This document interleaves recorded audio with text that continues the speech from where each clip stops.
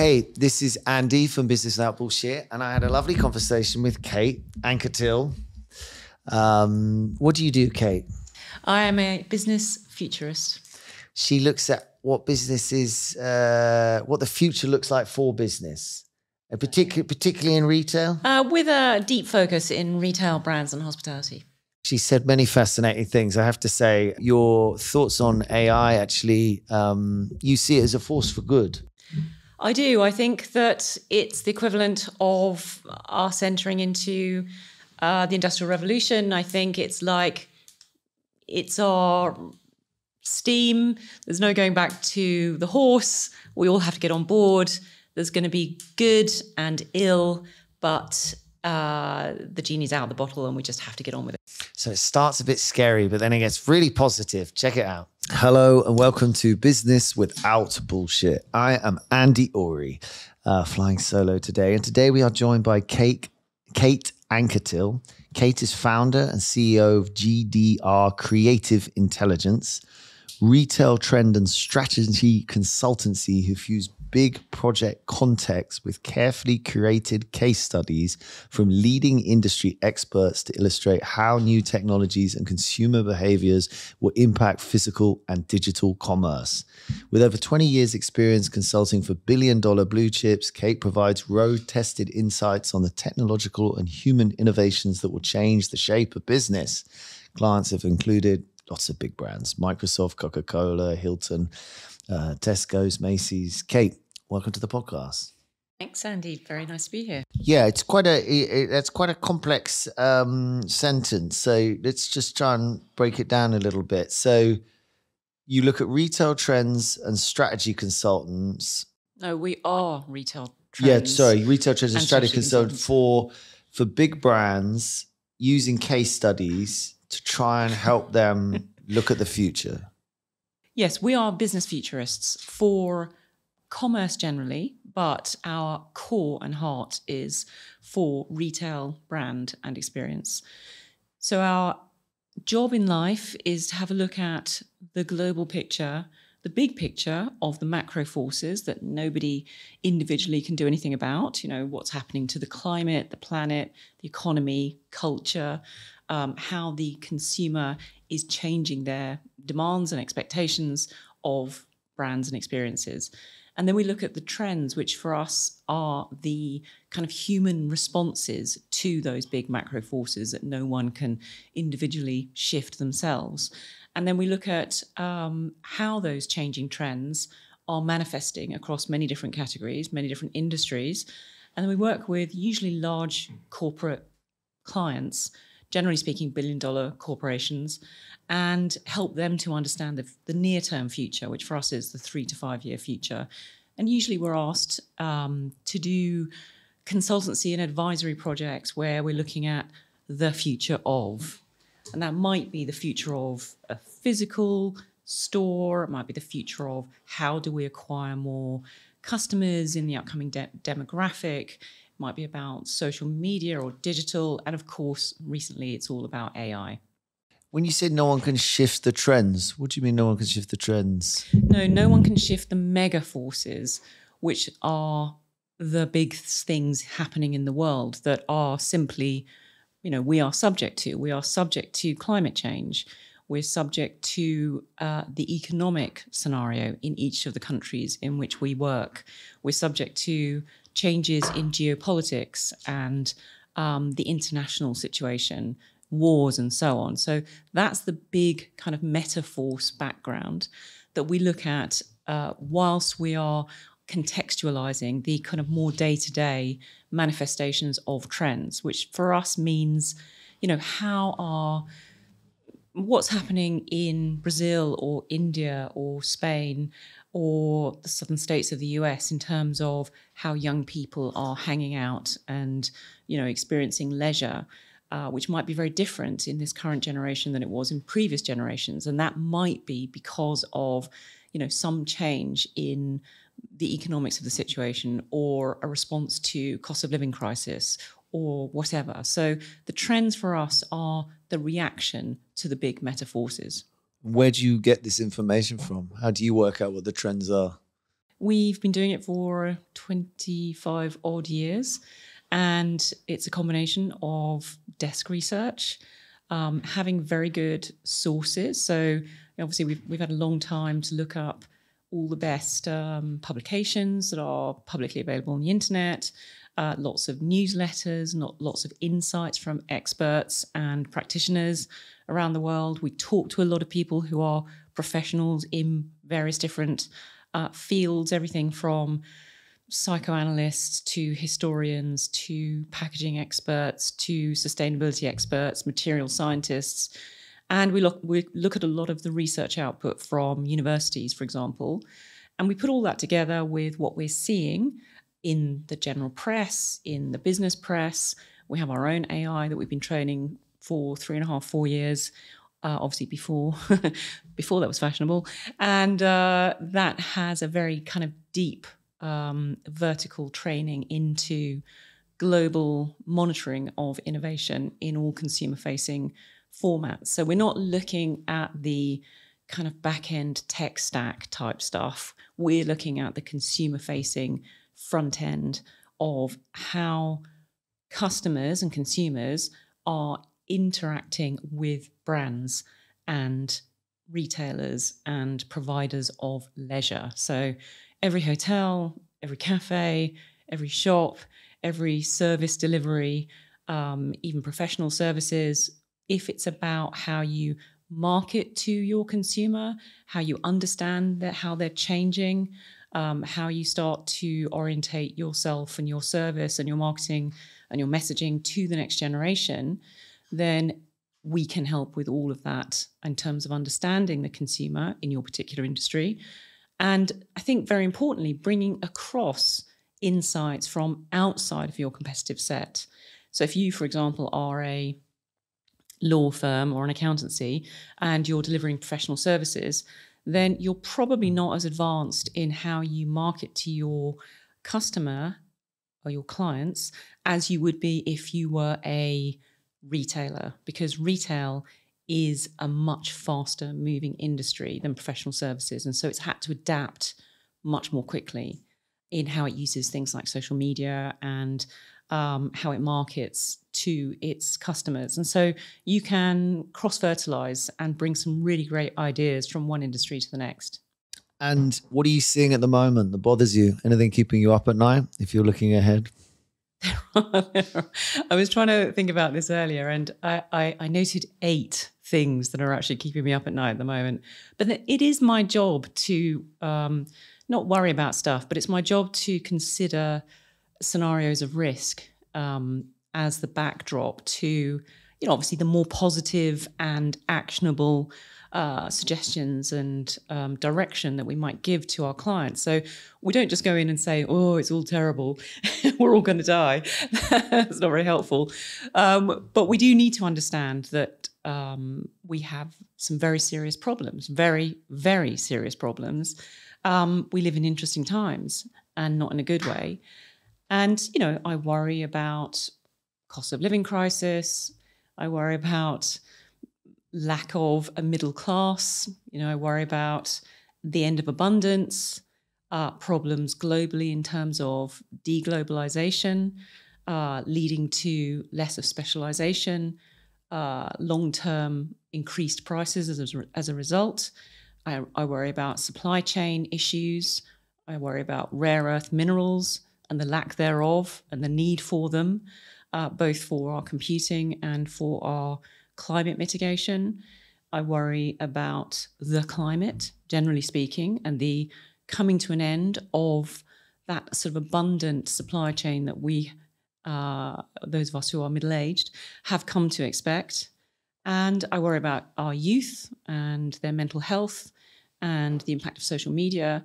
I worry about AI on both sides. I worry that we're not adapting to it fast enough, that it's a very good thing for us and it's going to save us in many respects. But I also worry that, of course, there can be downsides to that as well. I worry about AGI. I worry about the singularity. What's AGI? Artificial general intelligence, which the next level. Big brains in the industry think we've got till possibly about 2029 before it becomes self-aware, and we head into the sort of Terminator territory. Wow. Well, there's many different arguments of that, I guess. I mean, the end of the age of abundance, I mean, it is crazily abundant still. I mean, obviously you've got to have the money, as in when you're saying age of abundance, you see that a world in, if you're looking 3 to 5 years ahead, that the shops are going to have half as much. I mean, Aldi approved as a business model. You don't need choice. I mean, I always felt going to America when I was young was like, Jesus, do we really need all this choice? Well, I think during COVID, we did have a lot of empty shelves, if you remember, which was probably the first time it was all sort of most of the things. It was like, loo roll, which was actually just a nonsense, and it was made here. But there were certain things. But there were definite global supply chain problems that were very significant, and I think it was the first time that people in rich kind of Western economies realised that actually we were quite vulnerable and our economies were quite fragile, and we couldn't rely on everything being at our fingertips forever, and to be not only available but also affordable, because suddenly things that we had assumed were kind of human right standards, things like power, electricity, gas, water, became unaffordable actually for many people. And we see in the US in the last couple of years, like significant levels of blackouts. I mean, huge global cities blacked out for up to 2 weeks. I mean, carnage. And this is, you would expect this in South Africa. This has always been a problem in developing countries. But we're starting to see problems in developed countries that have not previously been on our radar as regular people. And I think that we have to understand that as a planetary system, we have surpassed certain milestones which are beyond the point of return. And that has come about because of the economic system that we've had. And therefore, I think we can no longer sustain our previous model of mass consumption. And so it's partly about there are geopolitical problems with supply chain, problems with de-globalisation, meaning that we can't have everything we want when we want it and at the price we want, and we won't be able to in the future either. And secondly, we can't anyway because the planet can't cope. So we're having to move from the old system that we were all used to of continuous expectation of growth. Corporates all expected and still expect, I think, to this day, for continuous upward growth forever. Now, I think most economists would agree that there is a fundamental problem with that, because you can't grow forever unless you're fundamentally changing your business model to be sustainable. And most business models are not currently sustainable. So this is a big problem. And we're also experiencing a massive change in the demographics, whereby advanced industries, or advanced economies rather, are aging at a rate that is irreplaceable. We will have half as many Italian and Chinese people by the end of the century that we have now. There won't be enough Indian, Chinese, South Korean, German people. The population of India is going up still, though, isn't it? Yeah, sorry, actually, not India. That was misspoke. Yeah. We can cut that out a bit better. Not India. Sorry, India and Sub-Saharan Africa and other parts of the globe, in Asia in particular, have a healthy balance between the young and the Middle East as well. But most of the Western and many of the Asian economies are heading for very, very serious problems. Japan, as you know, there are more nappies sold for the elderly now in Japan than there are for babies. I read something that it's under 30s, like 40% are celibate or something like that in Japan. Yeah, they're not marrying. They're just choosing not to have sex, Well, in China, people work 6 days a week. They work 9 hours a day. I mean, who's got time? They haven't got time to find partners or pair off, and nobody wants to look after their in-laws. Doesn't take that long sex, actually. It's always time for a bit of nookie. But so these are some of the big issues that actually do keep me awake at night. The age of mass consumption, though, it's not the best age, is it? I mean, its change is a nightmare, but I yeah, mean, exactly. I'm not sure mass consumption, needs, it needs to change. You're right. It has to change, and it's a good thing that's changing, but it painful. is painful. Yeah, And particularly for big brands who've got their whole, for our thing clients, on like, buy more crap. Yeah, they have, continuous expectation of selling more stuff, and we have reached peak stuff. And stuff has got crazy though. I mean, in terms of I'm old enough to remember growing up in a society that wasn't completely disposable. And then it was like, oh, everything's disposable. I mean, we're coming out of a sort of fog, aren't we? Of sort of like, but yeah, the change is, you've got to manage the change for it not to be sort of catastrophic, isn't it? I mean, the bits that you mentioned that are much more, obviously the climate change is obviously, the bit that, it will affect supply chains and things. I don't know. What do you advise people about climate change? I mean, where you come from on that? Well, you can only do what you can do. And what big corporations can do is make sure that every aspect of their operation is sustainable to the greatest What does that mean when we say really sustainable, that the products are recyclable, that their energy is sustainable? You're talking about true sustainability of the business and the products? Well, you've got some amazing case studies now globally, particularly in Latin America, actually, where they've got supermarkets that are covered in solar panels. They've reduced their use of power massively by, something like more than 50%. Wow. Is this happening in places like Venezuela that are having, some of those places have really gone. Venezuela has the largest oil reserves in the world, but it's all renewable energy they use, which is a funny, how they've got themselves into so much trouble. So, so the ability of making those buildings sustainable in terms of their energy consumption. So it's it's the built environment. It's, people like Unilever. This is a small thing, but actually globally would add up. They've redeveloped their ice cream so that it doesn't have to be chilled to as low a temperature. And so the refrigerating units globally, because they've made this open source, it's available to everyone, new technology in terms of food material manufacturing. So you save power on those refrigeration units. Things like not having those hot curtains of hot or cold air with doors open as you walk past. Oh yeah, it's bonkers. Retail. I mean, that's just crazy, isn't it? I mean, they've always had that in America. It's sort of minus 20 outside, but the door's open and then you walk through this hot curtain of air. And I think that sort of thing is becoming no longer acceptable. And then, of course, fast fashion, which is throwaway, is certainly still with us, but our research shows that by 2030, pre-loved, secondhand, secondary kind of fashion will be a bigger industry than fast fashion. So basically the secondhand industry is massively fast growing. And that is obviously a very good thing.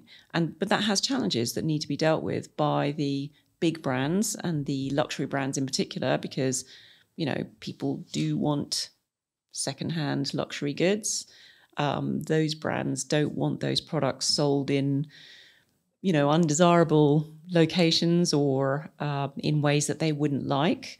So they're increasingly just sort of giving in and becoming part of that secondary market themselves and buying items back, either in store, giving you credit for the next season's product. We're seeing examples of buyback where in the US, there's a company that you sort of plug it into Chrome. And then when you make a luxury purchase at somewhere like Saks Fifth Avenue, some expensive shoes or something that might cost $1,000, it will give you an immediate guaranteed buyback price. So we will buy these shoes back for between 40 and 75% of what you're paying now for a new product if you sell it back to us within a year in good condition.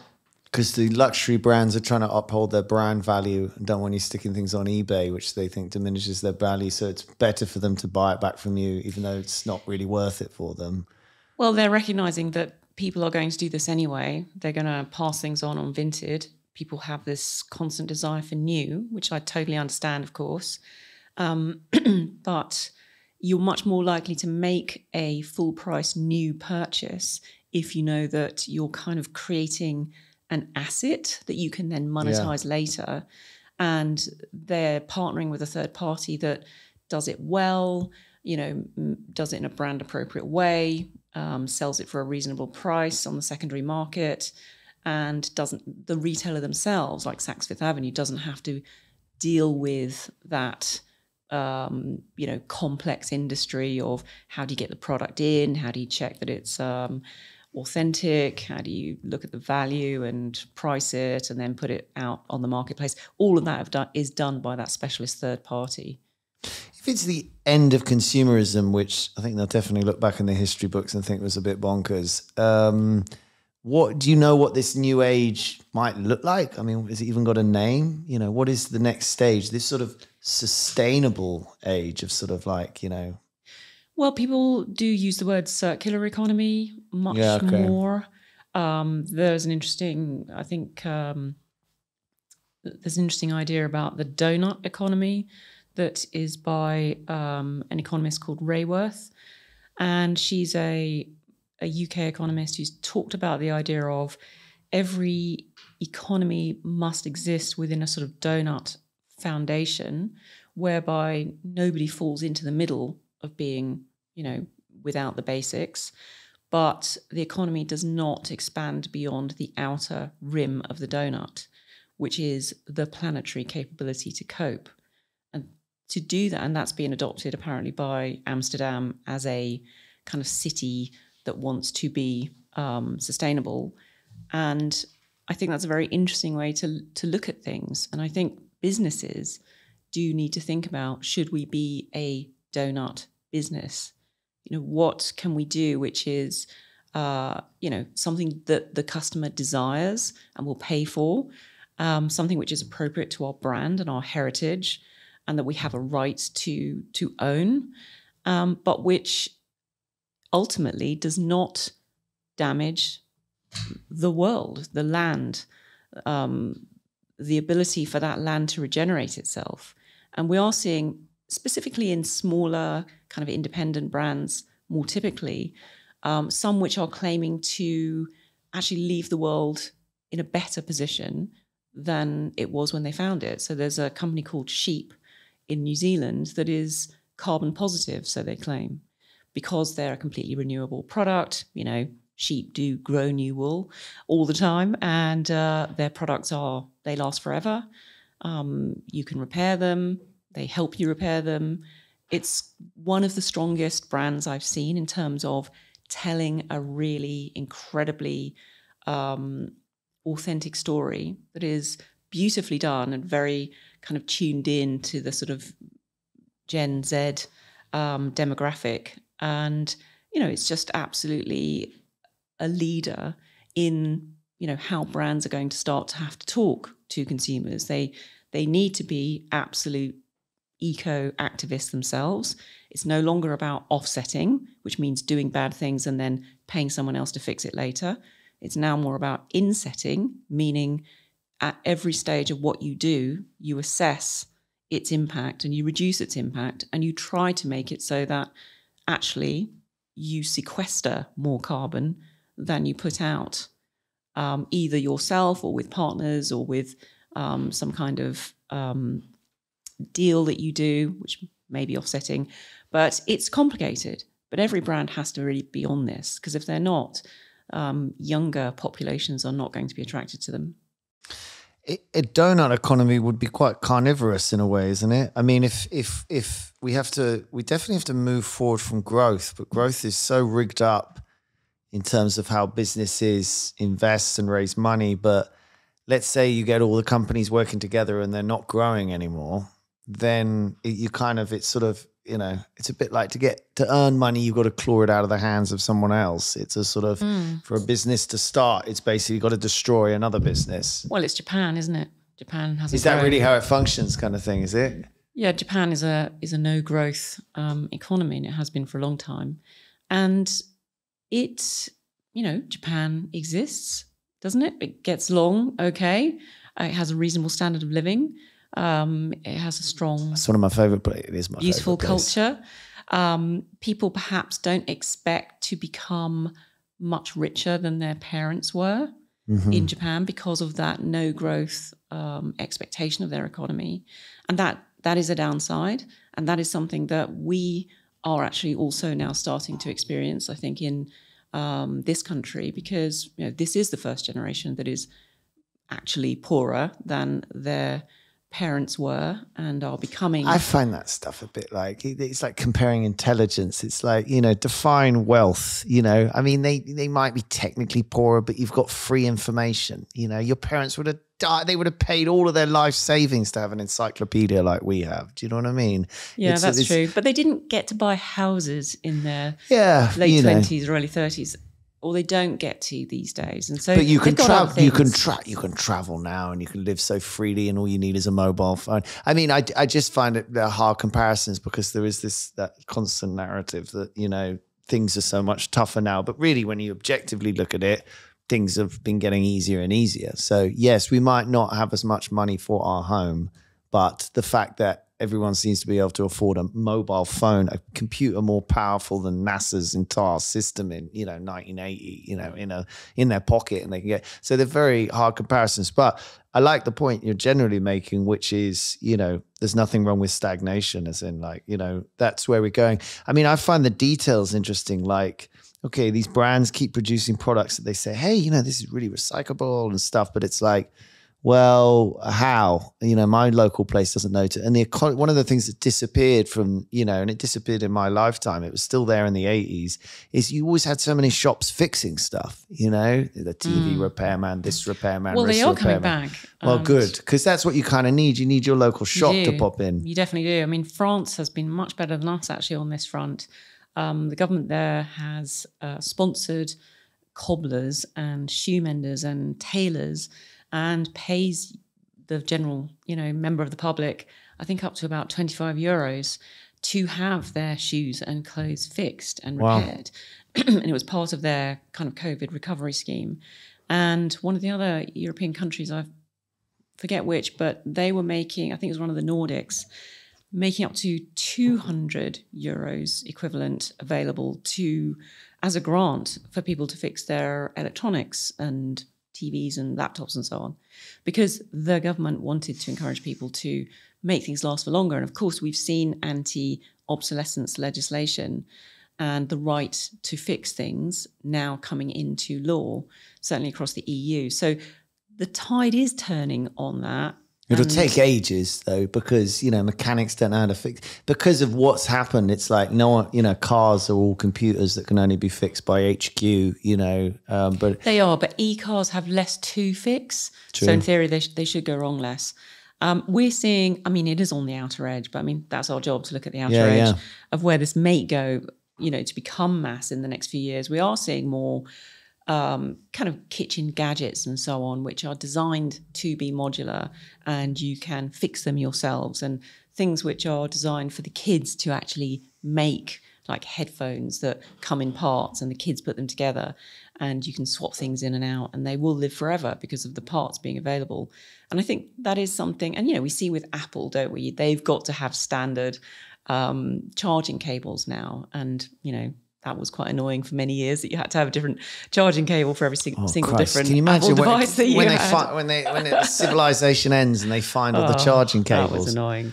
So, things do move slowly, but it is my job to look at the trajectory for the direction in which they're moving. People are quite cynical about futurists, in my experience. And that always disappoints me, because I remember having an argument at this event about it, because I was saying, Steve Jobs was a bit of a, product futurist. He was a bit of a like, hey, this is what people are going to want sort of thing. And everyone they were like, all futurists are always wrong. There's no point looking into the future. This was a lot of big brands talking. I mean, do you regard yourself as a futurist? I'm not even entirely sure what one is. Is that sort of what you do? I don't see that as a negative phrase. To be a business futurist, I mean, I'm not a fashion futurist. I'm not a product futurist. I'm a business futurist, which is generally looking at how is commerce going to change in the future from a perspective of how is the consumer changing, and therefore how will you surprise, delight, and engage them so that they will buy your products and services in the future. That's I've never actually come across that being seen as a negative thing. I think people are skeptical about them, which I think is saying they're usually wrong. I think if you fail to inspire people and fail to convince them based on what is actually happening now, but which is perhaps quite surprising, but which is nonetheless real. I mean, we only talk about case studies which are real to demonstrate the way things are going, but they may be real from some other country and from some other category that whatever client you're talking to. And they may think, whoa, I just didn't even know that happened. I didn't realize that existed. And at the end of an inspiration session, if you've done your job well, they should be absolutely buzzing with a wow factor. They should be inspired. They should be amazed. They should be thinking, whoa, how did we miss this? We should have known about this. We should have been moving this direction because we can see that other people are. And I think what is so exciting about being in this kind of futures space is that anyone can do it. I mean, absolutely everyone in every business should consider themselves a futurist. And if they don't, then I think they're missing a trick. There's so many websites and newsletters and free sources from trends companies and all the accountants and all the insights people, all the business kind of consultancy type business. Do you mean the big people like Gartner and stuff? Yeah, that stuff's very expensive to access. It's not. It's free. They put masses out that's completely free. Okay. Every time I wanted to get something, it's always like, you need $3,000. They're coming out with reports on all sorts of things, which, sometimes you do have to put your email address in order to get the download. But there's so much that's free. And in fact, we can do a lot of our research from the content out there that is free. You just need to know where to look for it and be sort of consistent in going back. And, every year there's Edelman Trust reports and there's Savanta's top 100 brands. And, all of those big research companies come out every year with interesting research that's free and available to everyone. We have a newsletter every week. It's totally free. You get loads of content on there, great case studies, inspirational blog content. A lot of the work that most people in our industry do, they put out on a freemium basis. And if you're even slightly interested, you can tap into, even if you looked at 3 or 4 sources a week, it just keeps you up to date. I mean, most people are shockingly behind, I think, on AI in particular. Most people are ridiculously busy trying to keep their business above water. I mean, you make me think, would your advice be to someone, who's got a 100-person business that they, usually it falls on the CEO or whoever's in charge to be, and generally if they've built a 100-person business, they're probably not bad at trying to see what's just over the hill, because you're not talking about far away, you're just talking like a little bit away. But would you advise people that they need someone dedicated to like considering this stuff, or, No, if they're 100 people, I mean, they're not realistically going to have a person that's dedicated to. It's sort of marketing, to be honest, in a way. I mean, a marketing person, which they would have if there are 100 people, they would have a marketing director, it would be their job to have this within their remit, to keep up to date with, because let's face it, generative AI is going to be helping every marketer on the planet and is already helping them already. And they should be using it already. So they should already be up to some speed within that. And then they should be getting their interns or their kind of younger members of staff to sort of reverse mentor the oldies and show them how they're using generative AI, because most young people already are on some level. And, there's no excuse really for somebody in a consumer-facing role whose job is to speak to the consumer and understand them. They need to be keeping up to date with these kinds of trends. What do you think about, the high street and people trying to sort of keep it alive, and, what's going on there? I mean, as a Brit, I don't think we like shopping. I think we like it being delivered, I mean, we're sort of we're at the forefront of this, global trend, aren't we? I mean, we're the largest per head consumers of online, apparently. Lots of people come in to test their things. We're way behind China, but we're quite high by European and American standards. I think we're about 28% of our retail is e-commerce. Yes, that's high, but I don't believe that most women don't like shopping, Andy. I think most men don't. My wife doesn't like shopping. But what do you see the high street looking like? I think we've got a huge problem with the high street in terms of our structural system, in terms of rates. Rates have been an absolute disaster, and that's been a problem that's been kicked into the long grass forever by every government. And let's hope that the new one does actually do something about it, because that has been very anti-business. You'd put that much blame on the rates, not the landlords. Well, rent was a problem. Rent has come down since COVID, but rates haven't. Footfall has declined commensurate with the increase in e-commerce. So, you've got nearly 30% of everything that's bought in this country is bought online, and therefore you probably got about 30% reduction in footfall to physical stores as a result. But guess what? The rates haven't gone down 30% to reflect that. And in many cases, also the rents were on. Can they afford it? Well. I don't. No one can work out what tax to cut. There doesn't seem to be any to cut, is there? But I agree. If it's not allowing people to flourish in the high street, if you've got 18% of your stores empty, then you're getting no taxes from those at all, are you? Well, if they're buying online, you're going to get the VAT. But it's a fair point in terms of the rates maybe a disproportional. But do you not feel that shopping? I mean, I always think of this old Clumber episode where he's shopping with his one of the killers. It's like, playing pool and like hanging out, and that, there's been this sort of talk that we're going to have these new types of shops that are going to be much more engaging, and I haven't really seen it happen. You know what I mean? Generally, you go to the shop now and they don't have your size because it's all online, and they say, well, we don't really carry much stock anymore. Yes, I mean, a lot of retail, in truth, you kind of go there and you think, is this much different to the way it would have been in 1980s, maybe even 50s? I mean, a lot of it hasn't changed very much. That is true. And that is part of the problem. And that's why we are kind of going through a bit of a, shall we say, transition. There's been a big shrinkage in the number of physical spaces. A lot of them are not profitable and have had to close. We've had that shrinkage that I mentioned in the middle classes. So we've had loss of, 82% of our department stores in this country, which were oriented towards that middle market, which has shrunk. I mean, they still tend to be pretty robust at the very top end. Selfridges and Harrods seem to be doing okay.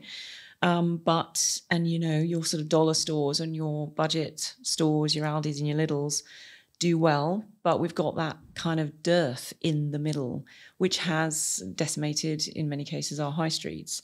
And the rent and the rate situation has not helped in terms of turning them into something more interesting, like pop-ups, like residential, like health clinic, hospital, education, all the things that people want and need to live should be on our high streets and not just shops. And this was kind of well demonstrated in the Grimsey review from the last few years. Most people in retail are familiar with the Grimsey review. And it looked at all these questions, and they are all kind of well researched. And there are parts of the world, parts of Europe, and also parts of the UK, like Stockton-on-Tees, that have taken up a lot of the recommendations made in the Grimsey review. And they've done very well as a result. And it is about, making those centres of town more about green space, more about places for young people to hang out. A nursery, maybe? Skate park, putting the nursery next door to the old age person's meeting place or the residential home, bringing hospital units in, clinics, health and well-being places. You don't need as many stores because you do have that 30% or 28% e-commerce, but you do need more homes. And a lot of those empty spaces, it's not easy and it's not cheap, but someone's got to find the will to make it happen. And we are seeing some amazing examples. There are some conversions of department stores into mixed-use spaces, which are doing very well. People live in them. There are cafes, there's microbreweries, there's play spaces. Very popular in other places, and they brought in a special like Class E or something they brought in for planning permission, but I don't think it's been taken up like all of these things. It hasn't really flown, I don't think, but it's coming hopefully. Yeah, let's hope. I'm not an expert on planning law in this country, but we certainly do seem to be very slow at. Well, they introduced one during COVID that you can do mixed use, which is very uncommon here, but popular in places like Australia and stuff that would have a sort of, you live there, you have shops, you can do what you want with it. And what do you feel about cash? Do you feel we're going to see an end to cash? I mean, that's got to be something that's almost disappearing from the retail space. I do lament the decline of cash. I do think that if you are elderly, not digitally inclined, if you're living hand to mouth and perhaps, you're working in the cash economy, then you are very much excluded if cash isn't accepted. You also can't have an affair, which I do support the right of people to. Why couldn't you have an affair without cash? You can't have an affair without using cash. You can't leave the paper trail, the digital paper trail. You've got to pay with cash, haven't you? If you're doing something you shouldn't be doing. And, that's why the government, mostly not because of the affairs, but more because of the black economy, does not, and banks, our system mitigates against cash. It's hard to come up with reasons that aren't giving to homeless people, but homeless people seem to have mobile phones. They've got tappers these days, haven't they? Which I couldn't believe was going to happen 10 years ago. People living on a very tight budget do prefer cash because they can control where it's going. It's proven, isn't it? So, you don't know what you're spending. Whilst the technological momentum is certainly towards moving completely away from cash, I think those countries that have gone that route have regretted it. Some of the Nordics certain cities have gone completely cashless and didn't like it and actually wanted it reversed, because people do actually enjoy the freedom and anonymity and analog nature of cash. So I think it's worth protecting wherever possible. Yeah, there's something to be said. People sort of we've wandered into a world of Big Brother, really, that everything is tracked and everything is known. And people say, well, why? Have you got something that you want to hide or something? And it's like, yeah, it's my right to have some anonymity, to do what I want in my own house, or, it's quite a deep British principle, I would say, that sort of respect for personal space. Your home is your castle. It is. And you might want to give, your nieces some, birthday money or something. And it's just not as nice saying, oh, well, it's in your account. You'll see it in there next time you check, as opposed to giving them some nice crispy notes in an envelope. There are lots of perfectly legal and non-nefarious reasons why you might want cash. And I think we should try and keep it. Yeah, it's interesting. And in terms of the different types of consumers and people you're seeing these days, what do you think, how do you think the 18 and the 19-year-olds want, how do they want to shop? Is it just all online, or no, they... Actually, the younger generations do love a physical shop. Actually, it's craving it. Yeah, well, don't forget, they live online and they are extraordinarily lonely and they suffer from very high levels of anxiety and lack of community. And so actually, I personally think the physical retail, high street or out of town development or whatever it is, the physical space that people can get together is inherently needed and essential for human happiness. It is not just a place of commercial exchange. However, we have always had places of commercial exchange. I mean, the earliest humans would have had a town square equivalent. It is a place where people meet their partners, promenade, show off, establish status, teach their kids how to engage with others, exercise their animals. It is the heart of the human condition, is to provide a space for people to meet, commune, exchange goods, learn about things, meet their friends, have fun. And the best of retail now actually does do all of that. And actually, we did a presentation the other week on the wonder economy.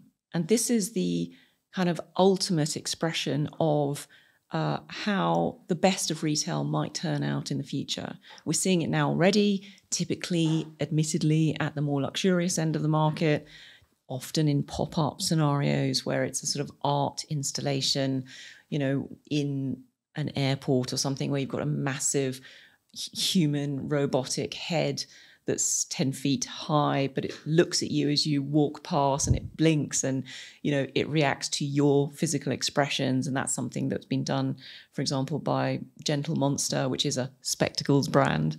And that is an example of something that you never see in normal life. When you experience it in a retail environment, you think, whoa, uncanny valley, creepy, horrible, don't like it, whatever it is, but you're feeling something extraordinary and it's something to talk to your friends about when you get home. That is the best of retail. And that's what it used to be about.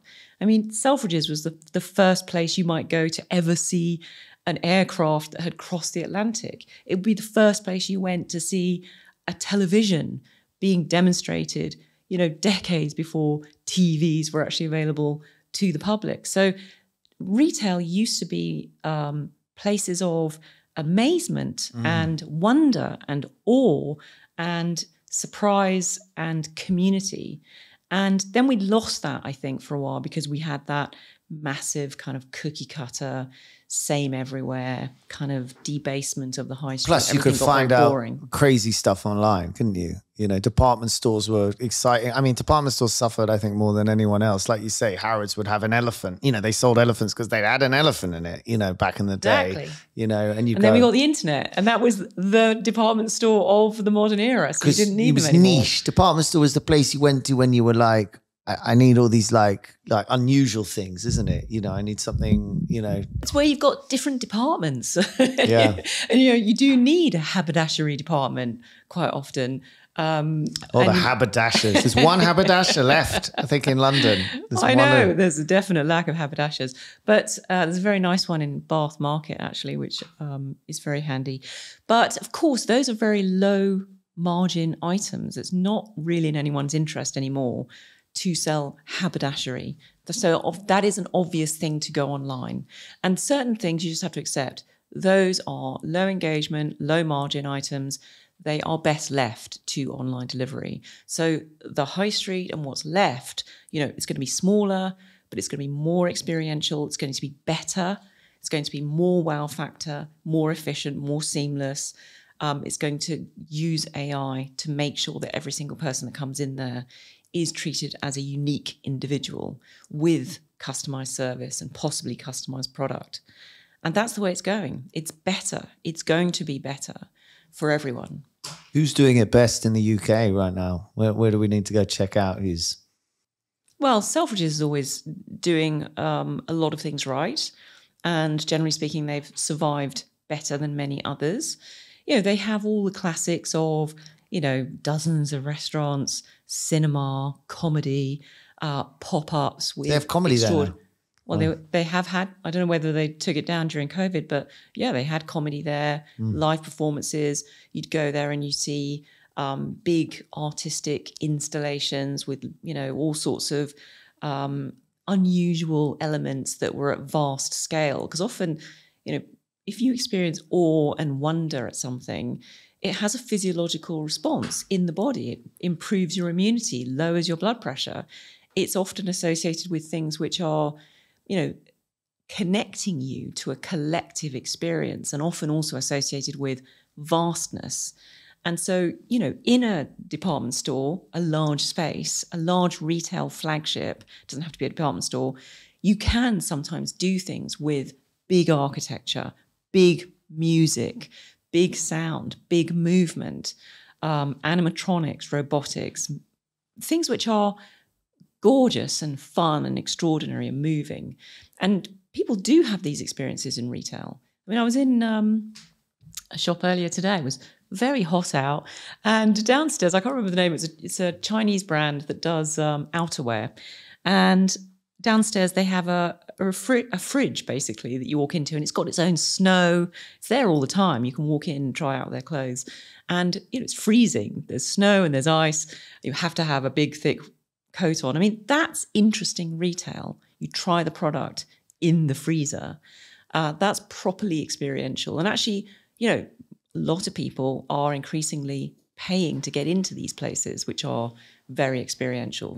Dopamine Land, Museum of Ice Cream, the Aya experience. These are places that you typically pay about 20 quid to get in. You get an hour and a half or 2 hours. You play around in ball pits and you take photos of yourself with very colourful backgrounds. And you maybe get to try lots of different smells and sounds and play with the kids, or you go on a date. They're often oriented towards adults. This is a modern version of retail. There is a gift shop usually on the way out, but the point is not to go in there and buy stuff. The point is to go in there and experience sound, music, light, extraordinary, virtual worlds, imaginative, kind of artistic endeavors. I mean, these places are extraordinary. You remember what you've experienced there for the rest of your life. And you certainly, there's a huge aspect that people need to take the pictures for Instagram. I mean, it's a mad thing that, in some ways, I'm sure if you took their phones away, they would experience it better. Do you know what I mean? Yeah, they probably would. But part of the reason you're going is you see it online, you think, I want a picture of that. Well, experiencing these things, you can sort of slightly take the piss out of people taking pictures of themselves doing things, and you slightly wish they just did the thing rather than took the picture. But doing those things enhances their cultural capital. This is a modern form of human status. To show on your social media that you are an interesting person, doing interesting, fun, glamorous, colourful things is the equivalent in today's modern world of, wearing very expensive furs if you were an Elizabethan. I mean, humans are status-driven animals. There's no point, we're never going to get away from that. And one of the modern versions of that is, let me show you how interesting I am as a person and how culturally engaged I am. Look how much I travel. Makes everyone else anxious though, doesn't it? That's actually what makes everyone else unhappy. It does. I mean, it's a problem. I mean, it's a circular problem that young people have, found a way to make themselves miserable by checking out everybody else's status. We all know it's fake. Not even young people. We've used social media. It's like envy media. It's got the wrong name. There's nothing that social about it, really. I mean, I think it started as a social thing. I thought one of the things you said was very interesting, that awe can lower your blood pressure, improve your immunity. It leads to a sort of interesting thought about how humanity as an animal, we're wired out. I mean, just being impressed by something is like, makes me feel happy, or being inspired by something. And then we got this counterbalance that we have this sort of social envy media, I think, in our lives, that we're sort of wanting to consume and record our lives in this, and that must be making us unhappy, making us feel like shit. There's something odd in that balance, isn't there? Because it's almost like, as retail sits, you should go out and experience these things. Leave your phone at home. Take the phone that doesn't have the screen. You know what I mean? And there will be people there taking pictures. So don't worry. We're going to have these wicked pictures for you, and they're free, and go for it.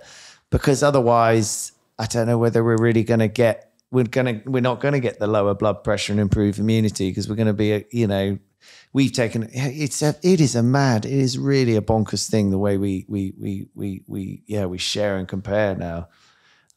It is a big worry for young people. And I think that we do need much more legislation controlling young people's access to Would you stop people getting access to social media? I'd certainly stop it below a certain age. I would be in favour of schools banning phones in school.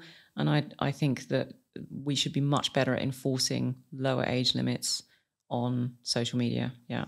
It should be like, and I'm sure they exist, it's like a phone needs to be created that you can text on and make phone calls. Yeah, it does exist. And also has a torch and could take photos, but they go home or something, the crack cocaine. I mean, I had a friend, and this is a bit outrageous, but I had a friend about 10 years ago. He's a very hilarious, clever guy, but musician. But he was like, he suddenly started talking to us all saying the crack cocaine are porn on a phone now. He's like, we've all got these phones. You have immediate access to free pornography. When did that start? I don't know, like 15 years ago. Suddenly it all went free. And it's like, and he was making this sort of slightly passionate plea about how dangerous it is, and he's going to have to change his phone. And I mean, that's a sort of somewhat silly, but still like a, quite a visceral example of how these entities in our lives. I mean, and with AI, do you see our interaction changing with this phone? There must be an argument. They've launched the Rabbit recently, that maybe we can start talking to it less and looking at it less. Do you know what I mean?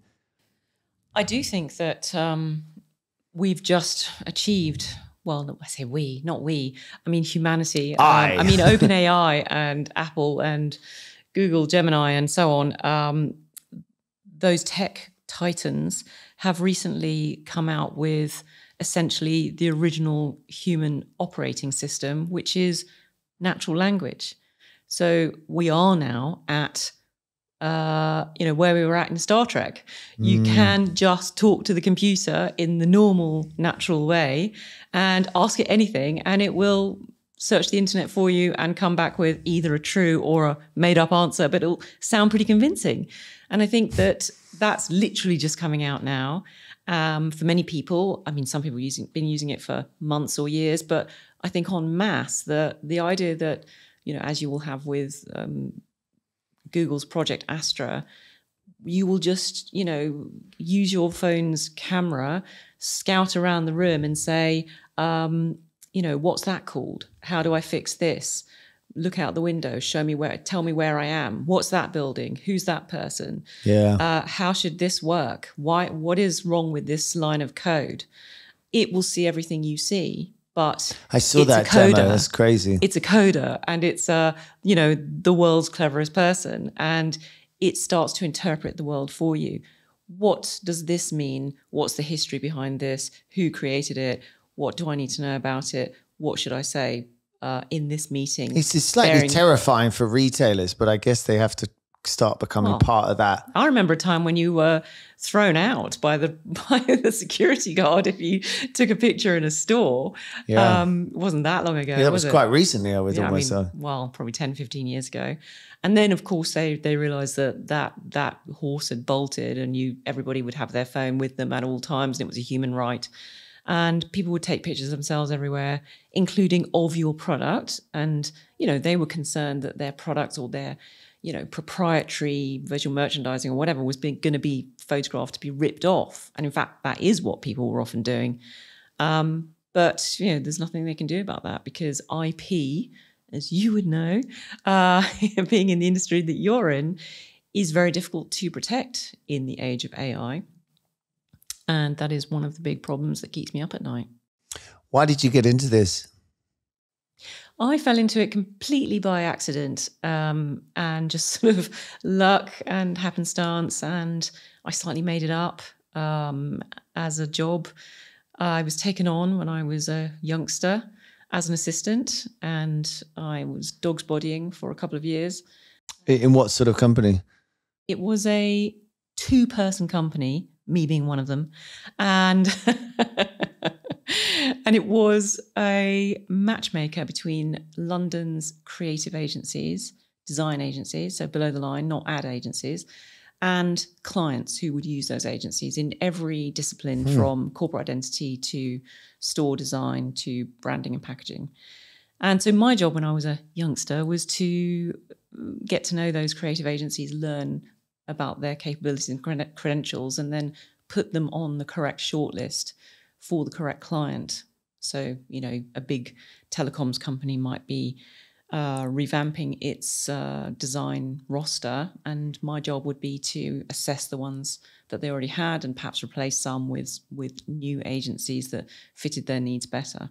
So how did that lead to this? So then after 4 years, I bought the company, bought myself essentially. It was just me there at that Bargain time. price.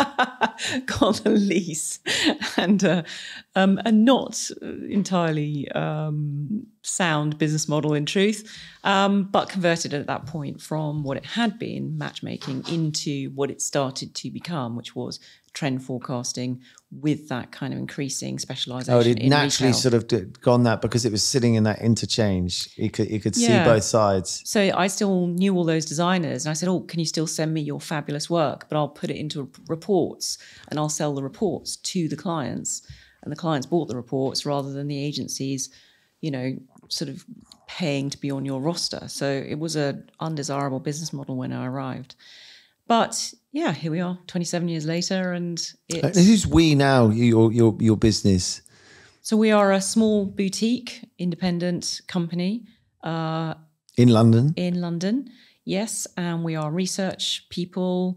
We are consultants, very highly qualified, very difficult to find, very clever people, strategists, planner type strategy. Sort of who decides roles. Where to go to lunch now? You're making me wonder. The office conversation must get amusing on some levels.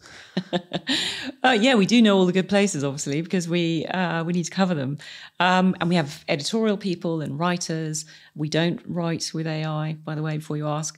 We do use AI on a daily basis. Is that going on rife already? Is everyone really? Of course it is. For research, but articles too, everything. I mean, I do wonder when you're going to get to a point when, no one's even reading, the AI reads it for you. So the AI is reading the other AI to give you a summary of what the other summary was, madness. Well, that is a concern, yeah, that there's already increasing amounts of junk content. Do you consider it junk? No, I mean, some of it's not bad.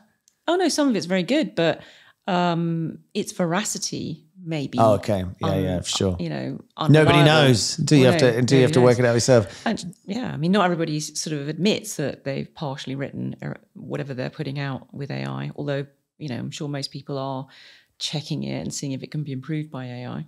Do you have a long-term plan?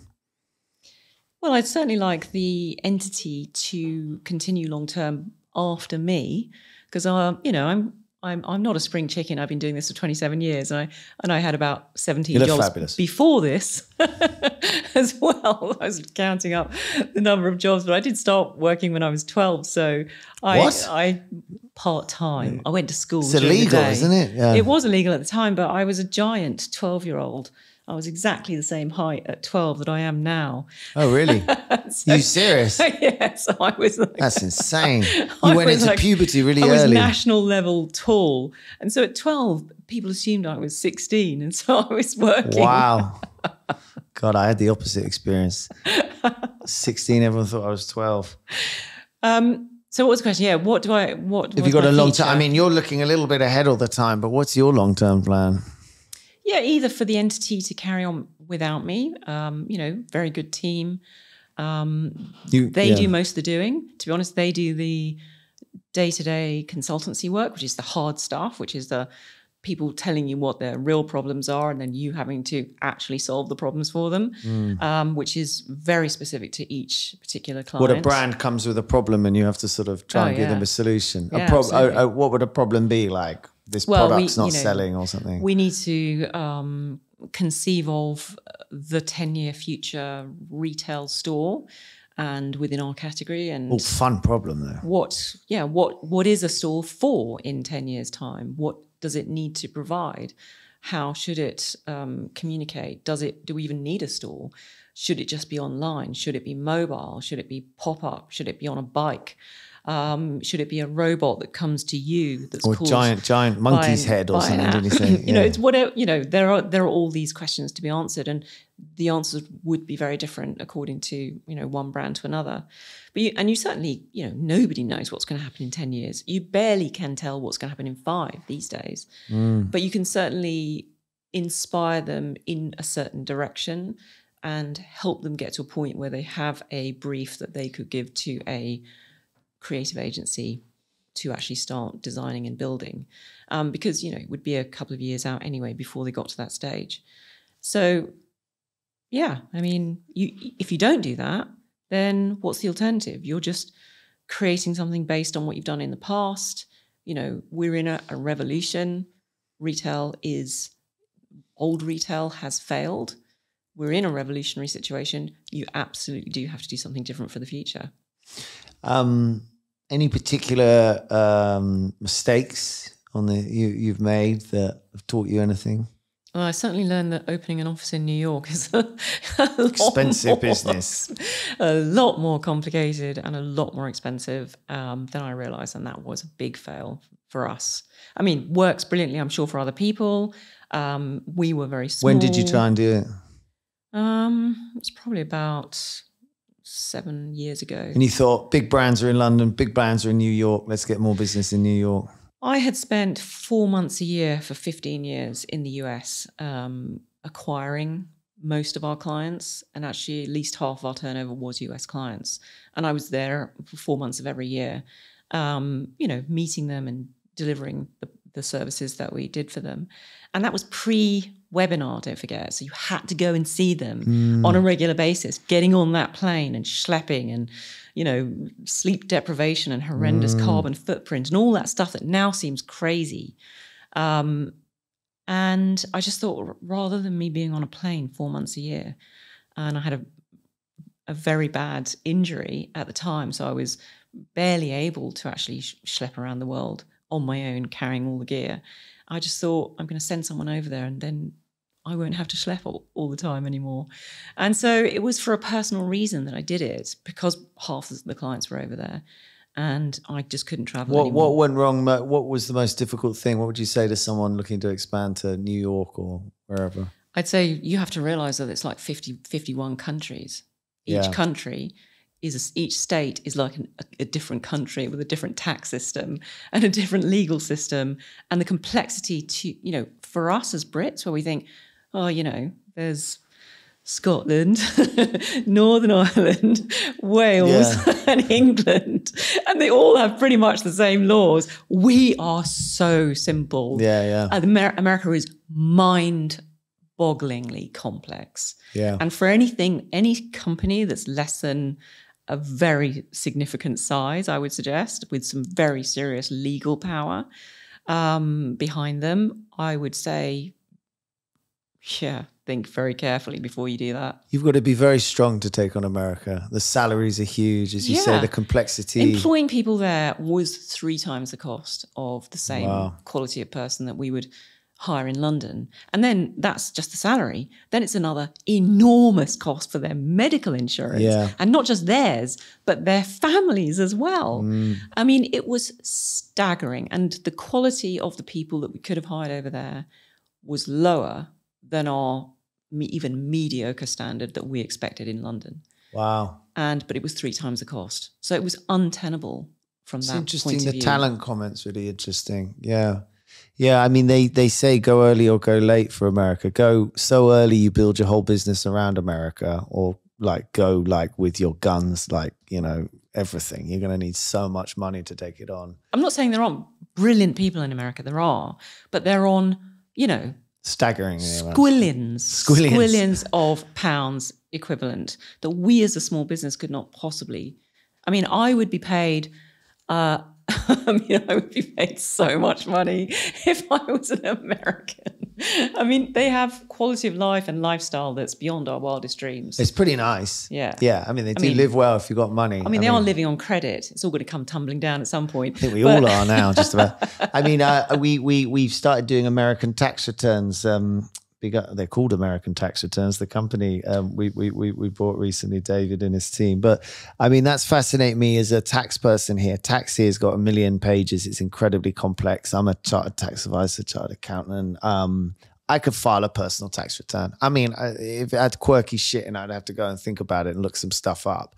But in America, you need 4 people. If you own a corporation, you've got a trust, you're involved in a partnership, and you're just a person, you need these 4 different disciplines. I mean, actual lifetime technical disciplines to file that tax return.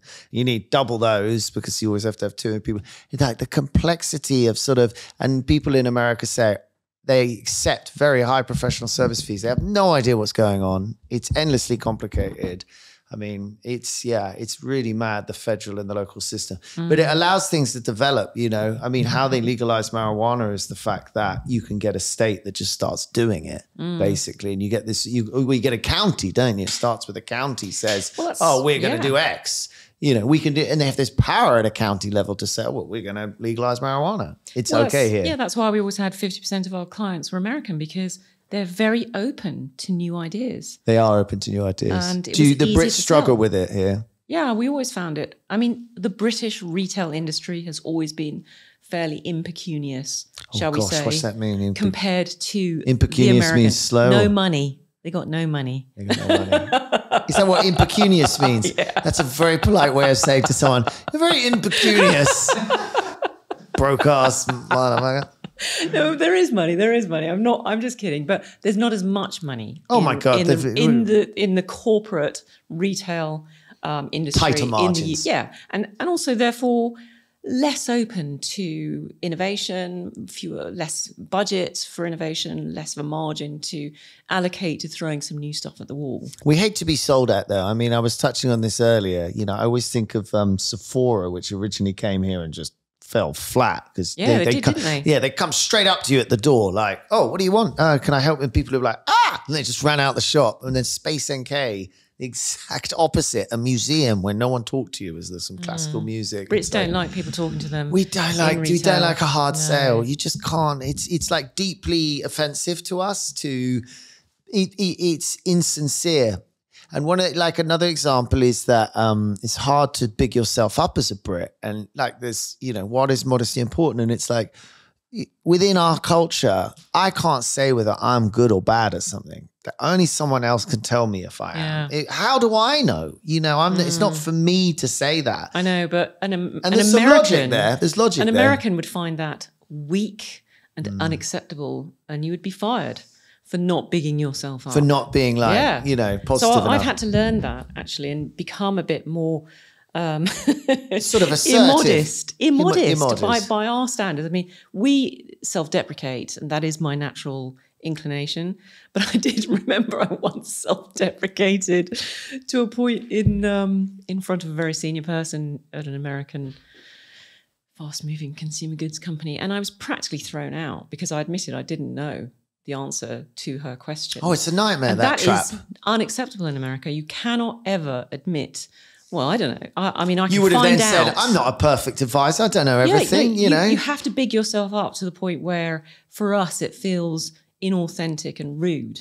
But for them, it is actually a perfectly normal and expected part of business culture. And I have struggled with that. But I've tried to adapt. I would argue that America's obviously the most consumer-led society, I think, fairly arguably. Oh, yeah, absolutely. You know, in the world, and it's all about bottom dollar. That in a way, it's going to hit them hardest, this change, you know, and the credit and all of that. And maybe it will even impact things like that. This sort of overly, I mean, there's separate reasons. One's sort of the American dream and we can do everything, but that's also growth. I mean, the American dream is growth. Despite the, you know, taking of the West, you know, they just kept going. They were like, fuck, there's more of this country. Have you seen? I just went around the corner and there's another field of apple trees or whatever. They'd be like, oh my God. You know, I mean, it's such a plentiful land. I mean, people in geography study it and say it's just the most unbelievable example of sort of every possible terrain and situation. They've got everything, you know. So, I mean, it's sort of the end of the American dream, you know. Well, I think that's probably overstating it somewhat, because I think America is actually pretty well placed. Oh, really? To maintain its demographics for a longer period than many other places. They've got very reasonable level of young people. Oh, they okay. obviously, and they have onshoring, so they have they're bringing it all back. Growth of industry. So, I mean, there are winners and losers with de-globalisation, and America is probably going to be one of the winners, and China's going to be one of the losers. Oh, do you think? Yeah, because the people manufacturing. Yeah, because of their demographic problems.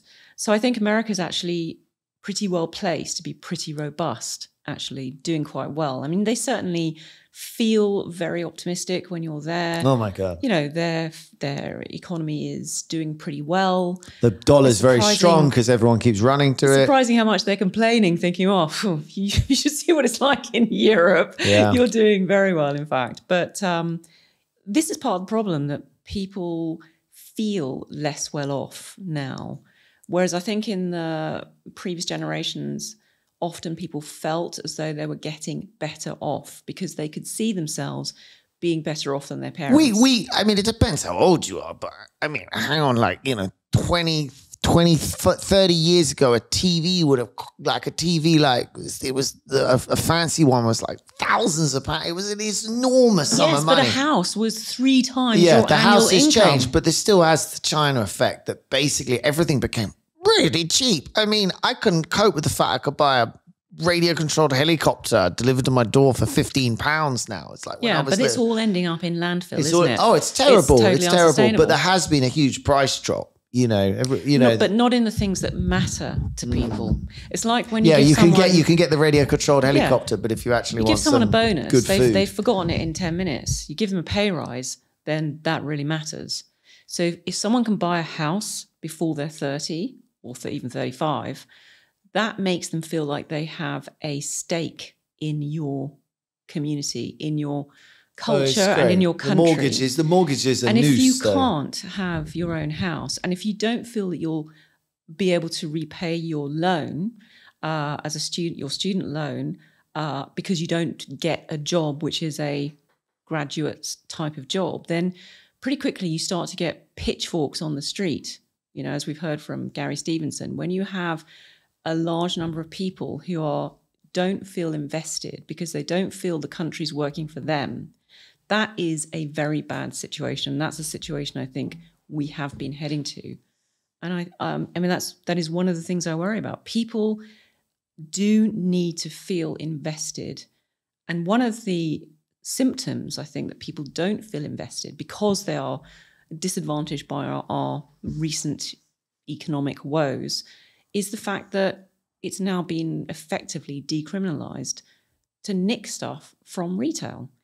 And it's now the norm that 6% of the turnover of a co-op, for example, is stolen. Is that way more than it's ever been? It used to be 1 to 2%. Why has it been decriminalised? They just can't. Well, they've got cameras and things. They can catch people. Because the police just don't. They're not interested. They're not interested. They don't have time. They can't cope because of it's a daily thing. People are steaming into almost every store on almost every high street, almost every day, or in many cases, many times every day. If you go into any Pret in central London and you ask the staff, how often do you get people coming in and just grabbing an armful of stuff and wandering out? They'll say 4 or 5 times a day. Wow. And it's usually the same person. They know who it is. They know they're going to do it. Nobody stops them. It's nobody's job. That's quite archaic. I mean, this is anarchical. You know, even telling people now, people are probably listening to this and thinking, well, bugger, I'll go into Pret tomorrow. No one's going to stop me. It's a dystopian nightmare. And it signals a degree of breakdown of civility and of the economic system. And I'm not suggesting that everyone who does this is, you know, a desperately bad person. Some of them might actually be hungry. But I think in many cases, it is a criminal gang type organized activity. But the point I'm making is if you as a business no longer have to allocate 1 to 2% losses to shrink, which is, you know, can be part of an acceptable business model. Shrinkage. If it's now breakage. 6 to 8%, that might actually be your entire profit margin, particularly in grocery. And what's happening now in lots of places around the world, particularly in America, in places like San Francisco, you know, you've got your Walgreens, your equivalent of Boots, closing. They just don't have stores in San Francisco anymore in those downtown areas because of the level of shrink, people nicking stuff. It'll drive it online, actually. There's less. Exactly. It's another there. example of the imbalance between the excessive costs to physical retail, which is a great benefit, by the way, to the city and the community and, you know, our togetherness as people. Do you remember during COVID, supermarkets were considered the fifth emergency service, and we were clapping them because of their heroism going out during the pandemic. And now we're sort of, robbing them blind, and people are getting stabbed and getting needles waved in their faces and getting sworn at. And nobody wants to address, totally understandably, no minimum wage job is going to make it worth your while to run after somebody who might have a knife. It's not worth it. And so crime in retail has become decriminalized. And that is a really major problem for the retail industry, and I think for society generally. Oh, dark words indeed. It's funny. It must give people a lot of peace of mind when people have a home, but you then have a big mortgage on it. And I find the way the mortgage becomes the yoke around your neck is very interesting. You're stuck. You're but stuck. Rent's usually been a yoke just as much, if on not the more. continent, they like rent, though, don't they? And rents are we're lower. obsessed. We're obsessed with buying homes. Well, they have rental controls, don't they? So they have lower rent, 30-year leases. Oh, really? Much more stability. It's a different system, a much better system, I would suggest. I mean, for an English person or a British person, home ownership is a very strong part of our culture. Yeah, huge. I mean, people do want to own their own little piece. And I think much more could have been done with micro homes, for example. And you think about all those prefabs after the war that popped up.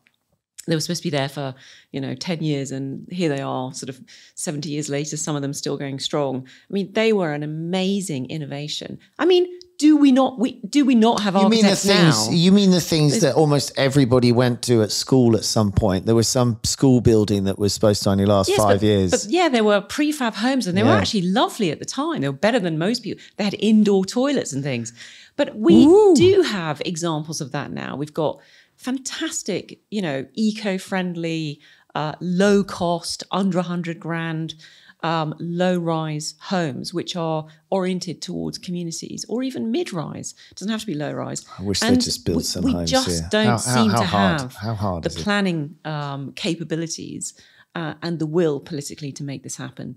Young people would be perfectly happy with small micro homes to get them started.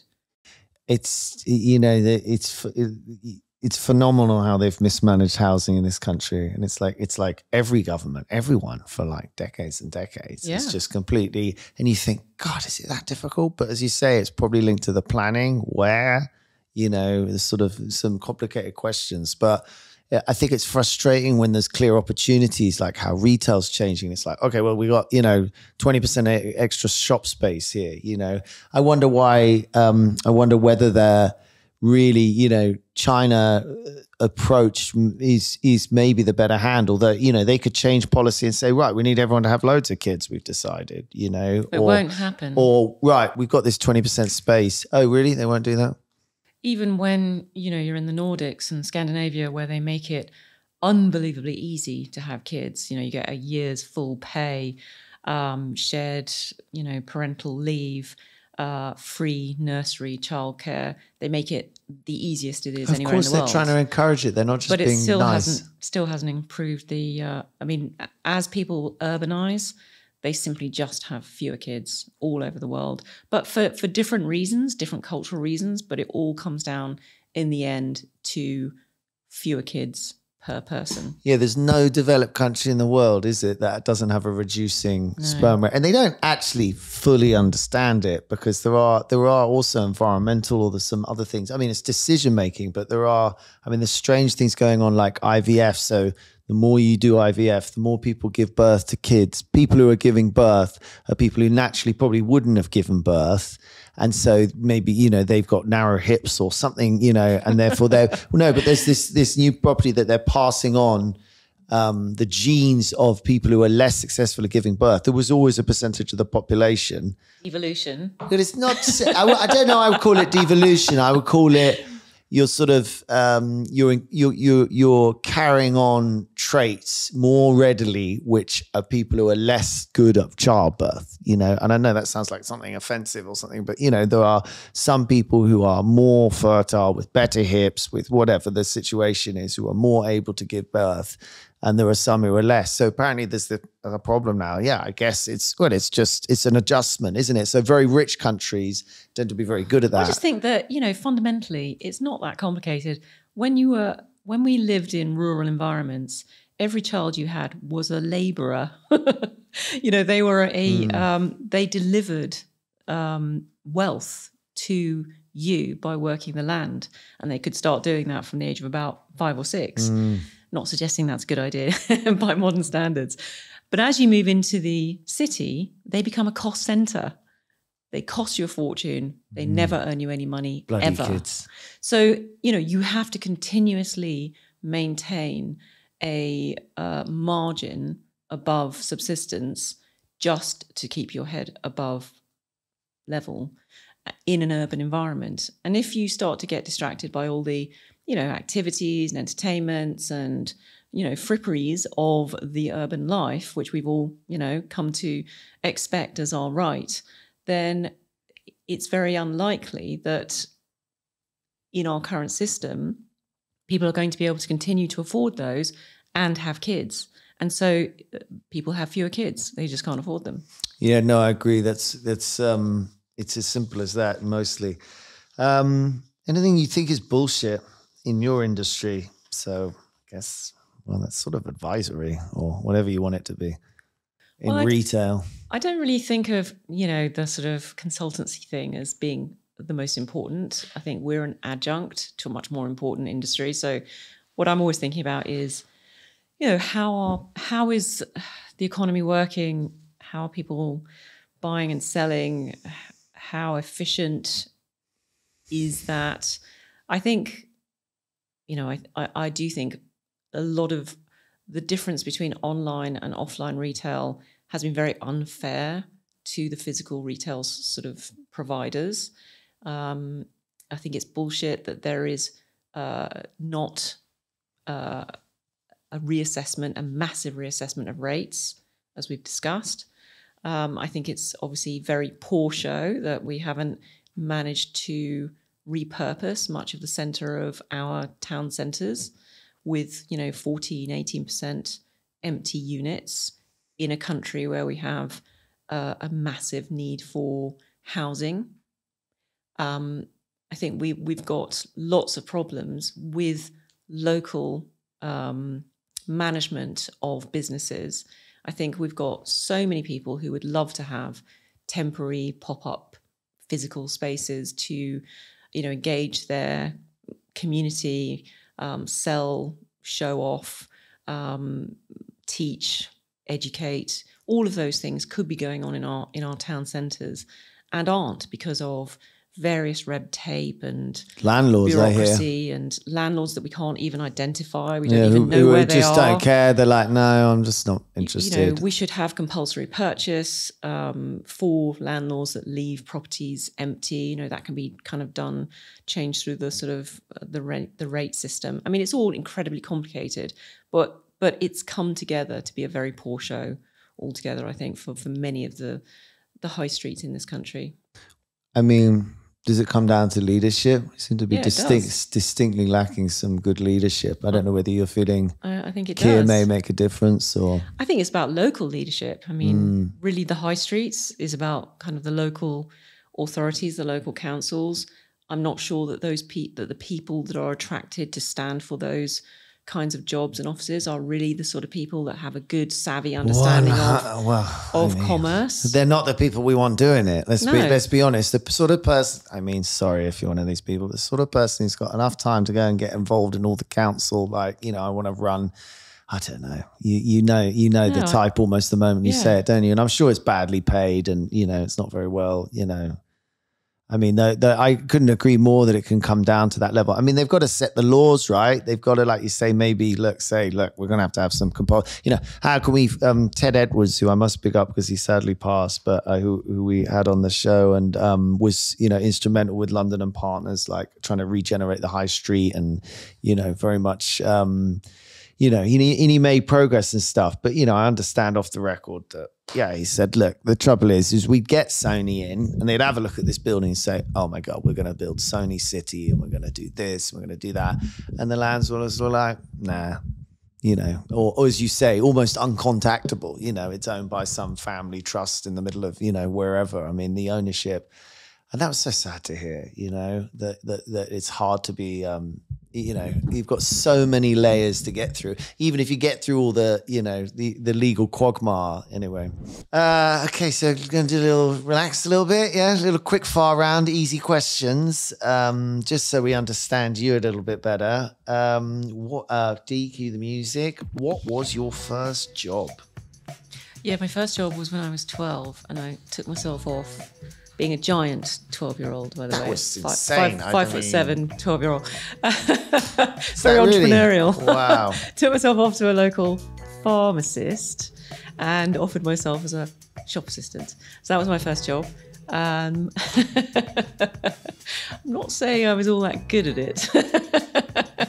Yeah, very good. What was your worst job? That was definitely the sandwich factory. That was requiring the full hair. Oh God, what sandwiches did you make? Made Marks and Spencer's and Asda, 2 different lines. And I have to say, with the greatest respect to Asda, that the contents of the Marks and Spencer sandwiches were much higher quality. You do get what you pay for on a sandwich, I now realise. But that wasn't fun. That was the full hairnet, the poo check. What's the poo check? You have to have your poo check to make sure you got nothing nasty that you can pass on. Every day? No, just at the beginning of the job. And nobody talked to me. It was very antisocial. It was just on a production line. I mean, I was used to a production line because I'd worked in factories before for many years in my youth, but that was the worst. I hated that. I guess the machine's going to do it. I always have a slight problem with the phrase of like, oh, you got to do what you love, you got to follow your dreams. I'm like, well, I mean, there's people in factories, man. I mean, are they thinking to themselves, I'm following my dreams? I mean, and some people go, no, some people love that job. It's like, yeah, I mean, maybe there's some people who don't mind. Maybe you get used to it, you know what I mean? Maybe you get a Walkman, you can just listen to podcasts all day. Well, yeah, actually, working on a production line does have its major advantages. It teaches free sandwiches. Well, it teaches you how to deal with boredom and how to manage your own emotions, how to dream, how to be somewhere else in your head. And I think that's sadly lacking in kind of younger people today because obviously they have constant entertainment. And therefore, when left alone with nothing going on of any interest, I think they find that very, anxiety producing. Whereas, I became naturally quite meditative on an 8-hour production line where you're just sort of doing the same thing thousands of times over and over. And I survived it. I wouldn't want to do it forever. It certainly taught me that I wanted to do something different, but it wasn't a good and useful experience to get as a young person. Yeah, we've lost the art of being bored. My wife likes to say that to our kids and stuff. It's like, well, you're bored. Be bored. Yeah. Work it out. Yeah, it's not the end of the world. Think to myself, I'm terrified of boredom as someone a bit ADHD, but actually, I'm like, yeah, relax. Let them it's true. Let them sit there and, I don't know, come up with something or think about something, Yeah. Favorite subject at school? History. What's your special skill?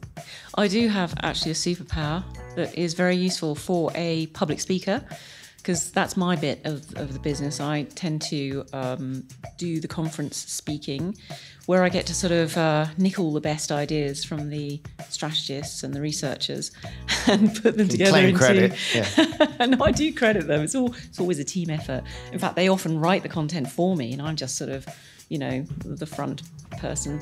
But my superpower is self-hypnosis. So that piss off. I do go before I go onto stage. Which I never am, to be honest. Years ago, I sometimes was nervous. I can put myself into a trance state, even 5 minutes before I'm on. I can be sitting in the front row with 2,000 people behind me. I'm on in 5 minutes, and I can be very close to sleep, but still perfectly conscious, sitting upright and ready to go when they call me. And then when they call me, my heart rate, my blood pressure, my fear response is absolutely zero. And I can just stroll on there as relaxed as you like, exactly as if I was sitting at home at the kitchen table having a natter with my best friend. And I can do that in front of any number of thousands of people because I have this ability to control my physiology through essentially meditation, which I can do anywhere. If you didn't do the self-hypnosis, would you be nervous when you No, I'm never nervous now anyway. I mean, when you've done something for 20 years, you've done your 10,000 hours, you know you're good at it. It's never gone wrong. As long as you're prepared and it's the right content for the right audience, then it's never failed, it's never gone wrong, they've never not been delighted. I know that's my calling my in life. niche. It is my niche, yeah. Thank you for correcting it. And self-hypnosis sounds interesting. Is that something you can teach yourself or you taught yourself accidentally? No, I went to a hypnotherapist because I was grinding my teeth at night and I thought, how can I fix this? I'm asleep. I need some, Well, you can't sleep when you grind your teeth. Well, you grind them to the point where you actually destroy them and you lose them and they have to take them out. That was getting that bad. I've kind of damaged all the enamel. This is when I was younger, much younger. Wow. And so I went to her and said, can you fix this? And she said, oh, well, I'll give it a go. And actually, she never could fix that. That was the one thing she couldn't help me with. So basically, you have to have a tooth guard for the rest of your life. Because you never know if you're not going to grind your teeth until it's too late. So you have to have the tooth guard forever. Wow. Anyway, but the first time she put me into a hypnotic trance, I, like everyone, thought, oh, this isn't going to work. I'm not the right sort of person. I'm not going to be susceptible. And you're thinking, oh, what am I having for dinner? And it's noisy outside, isn't it? And then suddenly you realise that your head is heavy. And then I realised I couldn't feel my hands. But I was totally, completely conscious as I am talking to you now. And she was talking to me, asking me questions, and I was speaking and responding and saying things to her. But I realised that something had happened because my head felt heavy and my hands, I couldn't feel them. And I just replicated what she had taught me to do on that first session. And I've been able to do it ever since. That's crazy. What did you want to be when you grew up? A barrister. You like to debate? I was a stroppy kid and I had a degree of verbal acuity, I suppose, that was slightly unusual for a working class kid from my sort of background. And I just thought that was something that would be cool. I realise now I would have been terrible as a barrister, and it's a jolly good thing I did not do law. What did your parents want you to be? Just happy. There was no expectation. Everyone says that. I'm sure it's wrong because you can't just be happy. It's a transient state. You know what I mean? It's going around the place. Well, they just had no idea. I mean, my parents I think content is the word they're thinking of. No, they were working class. So it was like they just hoped I didn't starve. That was the aspiration. Yeah. When you're not from a middle class sort of, there was no piano lessons. There was no cultural trips. There were no books. There was just, survive. Boredom. Survive. And boredom, yes. Good old boredom. You grow up as a kid in the late 70s. You're either upstairs on your own with no heating, no radio and no TV. Or you have an Atari. Or you're downstairs in a smoke-filled room with the adults with no windows open. I mean, it was the highlight was the Sweeney and not the 9 o'clock news. That was literally the highlight of my childhood. What's your go-to karaoke song? I would literally rather stick pins in my eyes than ever have to sing publicly. I would literally only do it if my life was in danger. On it. Yeah, no, because when I was a kid, I was at primary school and my form tutor was the music teacher, and there was an end of year concert and there was 300 kids at one end of the hall, and I was belting my little heart out, loving the singing and the Christmas carols, and she stopped the whole school and she walked from one end of the hall to the other and just put her hand over my mouth.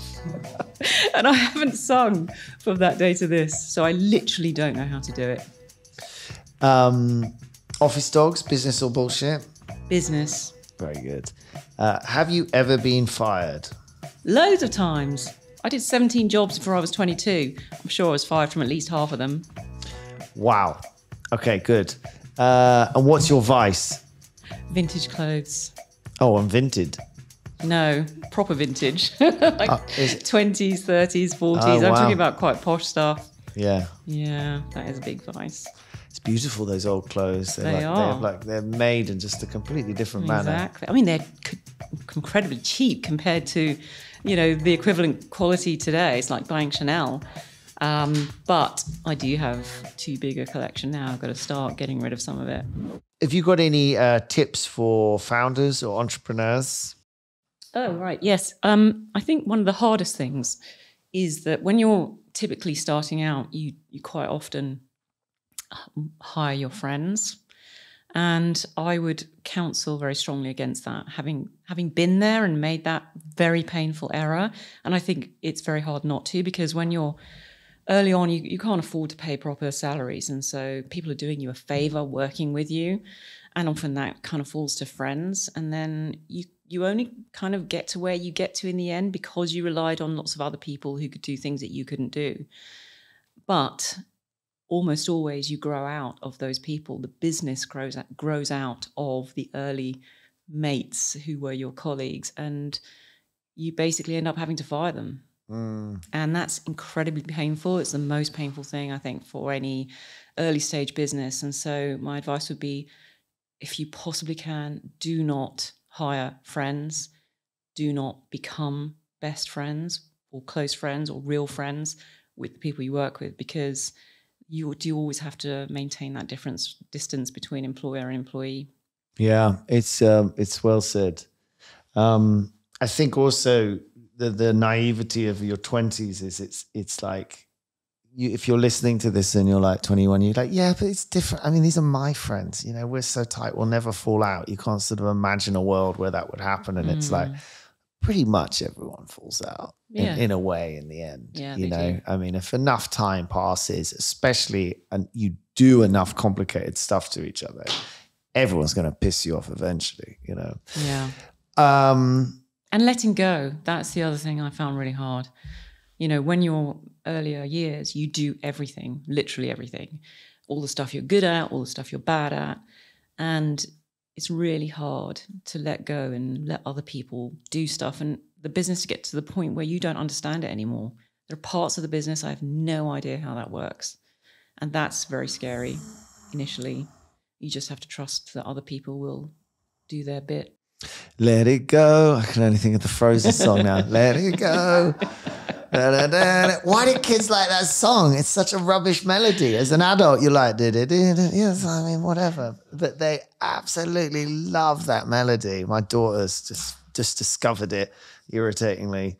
Very, very good, Kate. You've been great. So end of the show, a bit of fun. We're going to get a paddle. You need a paddle. Get your paddle out.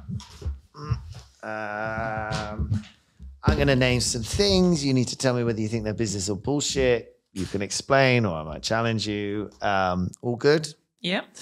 DQ the music. And we begin with family dynasties. I'm sure you must have worked for a couple at some point. Oh, that's quite a difficult one. Having watched Succession, they're a real thing, aren't they? They're not, you can't say they're bullshit. They are business, yes. Business? Yeah. Yeah. I don't think, I guess it depends. Families really struggle to be successful over the long term of how they manage the different kids and who's involved. One generation makes it, the next generation usually loses it, don't they? But there nonetheless have been some very big and successful long-term business-run, family-run businesses. So I think, I'm all business. This is a family dynasty. You're sitting in one. Do you know what these are? Decentralized autonomous organizations? Yes, I do. Do you think they're business or bullshit? They haven't really worked, no. So I guess they're currently bullshit, but you never know, in the future they may become something more interesting. You've got to pay tax somewhere. I mean, the problem with that thing is it's trying to say it's nowhere. It's like, taxmen don't like that. Currently bullshit, I agree. I had a meeting with them and they were like, yeah, but we need someone to understand it. I was like, well, where are the people? No, it doesn't matter where the people are. It's all decentralized. It doesn't exist. It's like, where are the people? The people are somewhere. Is anyone anywhere for longer than a year? Well, yeah, half of them are in Poland. It's like, that's where your company is, and that's where you're taxed. That's boring. Having more than one career at the same time. No, that's bullshit. Got to focus. Anyone works every hour that God sends and makes huge sacrifices, and there's no way you can do more than one thing at a time, I think. Oh, this is a good one for retail. Royal warrants. Well, yeah, I mean, it's outside of my experience, but I'm sure it's good for, businesses that sell posh things to that sort of person. Yeah, I would imagine it does them a lot of good. So I'd say probably business for them. It's nice to see that little royal warrant, isn't it? But when I actually analyse whether or not Prince William likes eating this, marmalade, what do I care? Well, what are they he's for? He's just a person. No, that's what they're here for, though, isn't it? That's what we've got them for, to promote the country and our products and services. So I think that they probably should be giving out more royal warrants. Yeah, they should do like a categorization, actually. They'd love it overseas, instead of the honours system. Oh, this is the one the Queen uses. People will say that, don't they? They say, oh, this is the Queen's toilet roll. Get rid of the gongs. We don't need the royal gong system. What's the gong? The annual honours. I mean, I think personally that is bullshit. Oh, I think we should replace that with warrants for people who do good work. Groovy things. Yeah, products and services.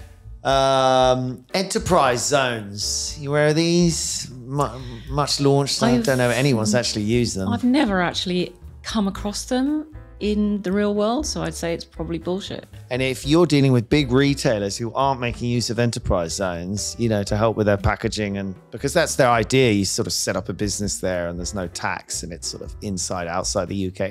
They're trying to undo the custom issues of Europe, which is a bit like a finger in a dike or whatever it is. You know what I mean? It's a bit not sure that's going to really sort it all out, lads. It's one of my favorites. Asking how someone is before any type of interaction. So you always say, how are you? And you say, I'm fine. And you say, how are you? Yeah, it's not my natural forte, that sort of thing. But you do have to fit with the cultural norms. So I've been told. So I've trained myself to try and be a bit kind of normal and do the chit chat. But yeah, I mean, it's not the best, most authentic interaction, is it? But it just gets you over that initial gives you time to think. Yeah. So I think it is probably business. It is, it's a good thing to be polite to your customers. Well, I've had to learn to do it because, even your colleagues, I just think I'm being efficient, but it stresses a bunch of people out, so they become really inefficient. Oh, I always have to go back to an email and put in at the top. I do that. Hi, how are you? I do that. And then straight into what And at the bottom, oh no, hi, how are you? Hope everything's great. And then I go to the bottom, but you can have fun with it too, I've realized after a while, as in like you can be like, hello, hope you're amazing. Hope you're super duper duper, and I do. I don't completely not mean it, but I'm not sure it's the best use of their time, me shouting that, because maybe they're not. Maybe they just found out they got cancer and they get an email saying, hope you're not unwell or whatever. Okay, so why don't we do B Corps? Where are you on the B Corp thing? Oh, do I say what I'm supposed to say here, or do I say what I really think? I think it's a good thing that people are making an effort to do the right thing. Okay. But but when we looked into it, a lot of it's self-certified, isn't it? Yeah, I don't think it's that easy to get. I think it's be a load of paperwork, but I also think it would just be a load of paperwork and a bit of fiddling about. It's a load of paperwork and a lot of box ticking and saying you do the right thing, and who's really checking that? Yeah. Is anyone ever getting chucked off better than nothing. Lift? Yeah, it's better to make the effort and who's checking whether you've got the right to use the logo? Yeah, I'm not unadmiring of people who do it. And as a consumer of a product or a service, I think, oh, that's nice that they're a B Corp. It's nice that they've made the effort. So yeah, it's not bullshit. It is business. But with a bit of a caveat. That was a roller coaster. Let's do office or retail spaces in the metaverse. Well, the metaverse is obviously no longer with us in any major form. Is it not? Is it gone? Yeah, it's gone. It's gone really? Totally out of fashion. But there were four different worlds and all of that. It's really... I think the reason that the metaverse failed to take off was that the technology was not up to scratch. But I think in future, the technology will improve to the point where I think we will go back to a form of metaverse when it is, we're able to access it through natural form factor devices, by which I mean things like Ray-Ban type specs and not dirty, great big heavy headsets that are sweaty and annoying to wear and cost $3,000. So I think when we have technology that allows us to experience it more easily through devices that we are naturally wearing anyway, then I think we will go back to the metaverse. There will be very useful ways to... Yeah, it needs to get better. And it happened before, didn't it? Second Life. I remember looking at Second Life 20 years ago or 15 years ago. They weren't easy to get around. They weren't easy to... you could be in a concert in Fortnite that, millions of people were in, but you couldn't join your friend who was there because he was on a different layer. And get beers. And then you also got all the nasties of people saying horrible things to you and it not being very well controlled and women being harassed and all the nasty things that happen in real life started to happen in the metaverse. It's worse when people have that. And when, you put a car around someone, people will get more offensive, isn't it? There's something about online that people are really happy to go in. Yeah. Let's do two more. Corporate gifting. That is bullshit. Mm-hmm. It is actually corruption. It's technically illegal. And if you do it to an American corporate client, they are either sacked for receiving and not declaring. Even small amounts? Here you can do small amounts, reasonable gifts. They have to give it to the person in the post room. It gets divvied up amongst their colleagues. So there's absolutely no point whatsoever sending a nice gift to an American client. And I personally think it's not part of our culture to do that here because it feels like a backhander. Feels confusing. I think there's a level to which it used to be you get a bottle of scotch at Christmas, which more filled into we're all alcoholics, let's just get hammered. I think just do a good job and be nice to people. That should be enough. Buy them lunch. You're okay with lunch? I like a good lunch. Actually, they're not even allowed to go out for lunch with you. What, in America? No, here. A lot of clients are no longer allowed to accept hospitality from... Probably because they get a bit worried about... suppliers. Basically, it's okay if it's reasonable, but then what's reasonable? And they would worry as a big corporate, the sort of Daily Mail effect of how do you control it once you sort of allow it? And then before you know it, Well, procurement doesn't like people in marketing, for example, to have too cozy a relationship with certain suppliers because they want them at times to go through a process that's a rigorous analysis of their capabilities. And they know that that's less likely to be rigorous if you're too chummy with certain suppliers. So it's problematic on many levels, which is why I think it's probably heading for the bullshit bin. Yeah, very good. And finally, controversially, Labour government. Well, we're obviously going to get one. Well, yeah, and I think it's interesting that nobody seems enthusiastic, do they, for either side in this election. I think more than I've ever seen before. Everyone's just least worst. They are going to be better probably than the last lot, but that's not saying much. And in 4 or 5 years' time, we'll all be moaning about them just as much as we're moaning about the current lot. And that is the nature of politics. They all fail. None of them can do as much as they claim they can do. They're all at the whim of global forces. They all need more money and more taxes than they're going to get. They all claim that they're going to deliver growth and they won't because of some of the reasons we've discussed earlier. And so we'll end up none of them have a long-term plan. No, it is not in the because we won't let them have it. Well, it's not the system that we have, is it? We've got a 4 to 5 year system and then they're out and they're exactly the same as most senior people in corporations. They're 2 to 3 years in the job, then they're off to the next thing and somebody else's problem. So I think you got the general gist there. It's bullshit, probably. It is a thankless task on that bombshell.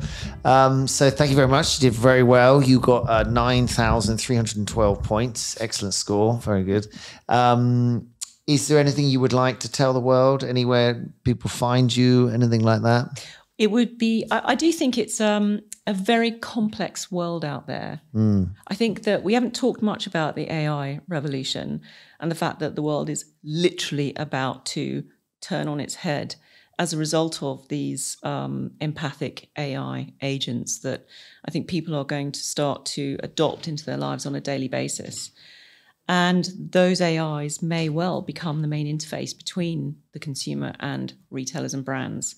And that will change the nature of search, change the nature of advertising, change everything in our industry. I mean, we didn't get time to talk about this, but I think most people, as you say, are very busy. They've got their head down. It's hard enough. They're already doing 2 or 3 people's jobs, and they can't keep up with this. And they need to, because if they don't, their jobs are going to be at risk.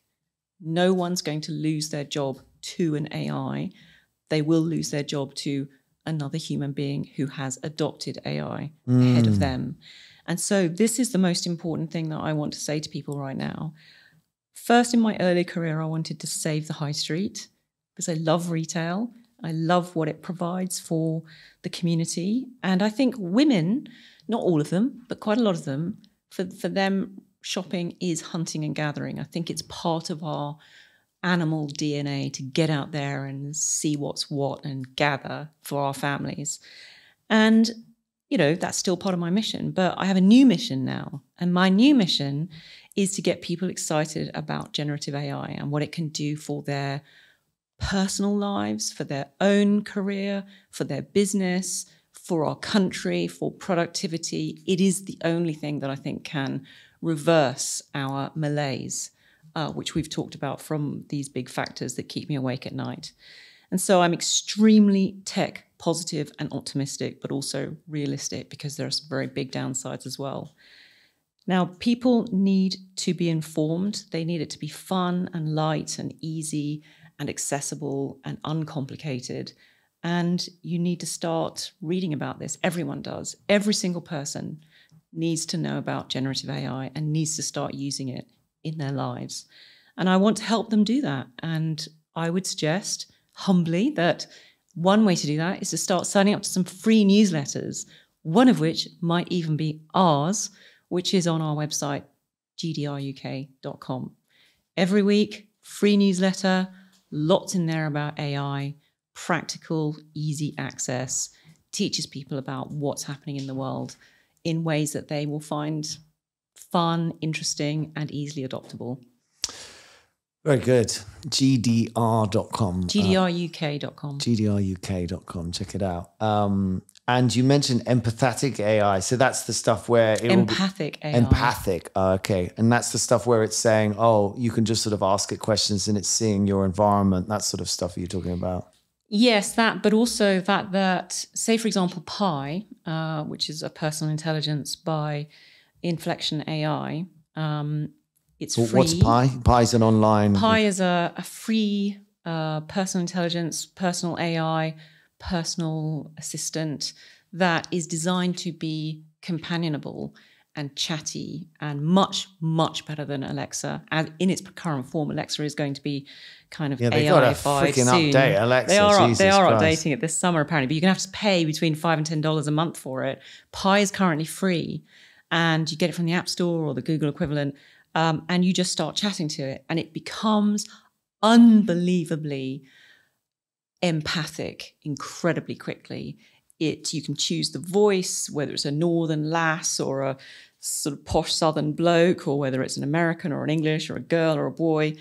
And it doesn't just give you the information that ChatGPT would give you. It does that, but it does it in an incredibly emotive, emotionally interesting way. You can hear the intake of breath between words. It becomes a companion really quickly. And we've shown this to a lot of elderly people, for example, who, can't be bothered with Alexa. It's just too kind of transactional. They really love Pi. And this is an example of what I mean by an empathic AI. The idea that, Gates has, and Mustafa Suleiman, who's the guy behind Google DeepMind and Pi, is that within 5 years, every single person, every single company, every artist, anyone who currently has a website to convey their, wares to the world will have their own personal AI that will be the thing, the entity that knows everything about them as a company or an artist or whatever, a musician. And, your AI will talk to my AI and come to an arrangement as to the best product or service or trip or travel or whatever. Yeah, wow. Because that's me. what I'm fascinated when the AIs talk to each other. You explain it very well there. I can see the upside on the fact that it'll talk to my AI about what I like and what I want. And that's a good Jonathan McDonald, who I must pick up, who I thought was one of the most incredible people we've had on this show, has a company called Self, which I'd love to invest in, but I still got absolutely buggered by my mortgage. Anyway, Jonathan, we have to catch up. But yeah, his is very interesting because he's very passionate about the AI that you create for yourself. It's sentient, it's sentient to you. It's sovereign to you. It's, his point being that we're always trying to be sold stuff. And how have we created computers that aren't trying to look after us and care about us? Do you know what I mean? And worry about us. If you pay the $19.99, which I do, to get ChatGPT 4, you can go to the GPT shop, which is like, the app store. So it's the GPT store. And on there are thousands of apps that have been created by just regular people. They don't know how to do coding because you just use natural language to train the GPT into whatever it is you want your app to do. So there's one on there called Mum AI. And it's a chap that we met recently who's an ex-strategist at Facebook or Meta. So he knows his stuff. He's a digital guy. And he grew up without a mum. Being a guide, he had a mum physically, but she wasn't present for him. And he misses that supportive, loving, advising, caring mum. And so he trained the GPT by giving it access to lots of sources online, which were about brilliant parenting, how best to parent, how people should be nurtured to get the best outcome. And he put that Mum AI on the ChatGPT store. It's free. Eventually, if enough people start using it, he starts getting paid because that's the model. He doesn't pay them, they pay him.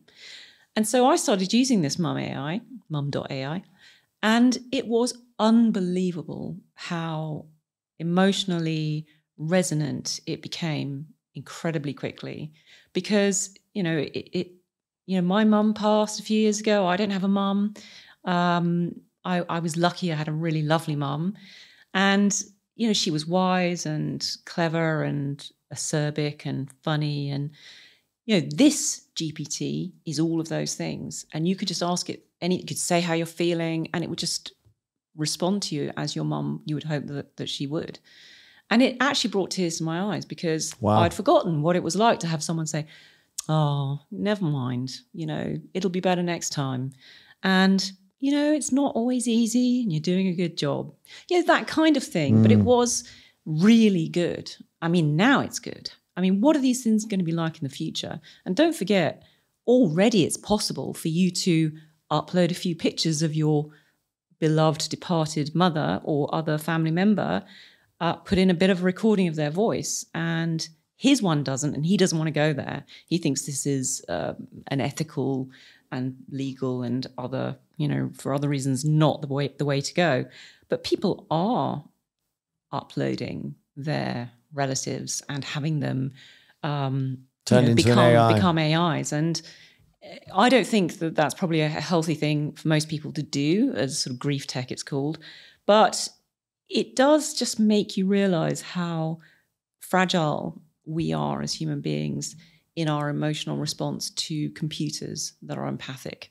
And it means that there is going to be a huge wave of empathic AI because it's so good. And there are so many people that are so lonely or so much in need of coaching and education and therapy and help and love and companionship and advice and shopping advice, including. And so there's just no question that we are moving towards a big revolution of each of us having access to our own personal AIs that will do interesting things on our behalf. Lovely stuff, and fascinating, and very resonant to me personally, as my sister died and left some kids. So it'd be interesting to see whether, AI is going to help them out. Thank you, Kate. That was really good. Thanks, Dee. Thanks, Romeo. That was this week's episode of Business Without Bullshit, and we'll be back with our quiz Business or Bullshit on Thursday. Until then, it's ciao.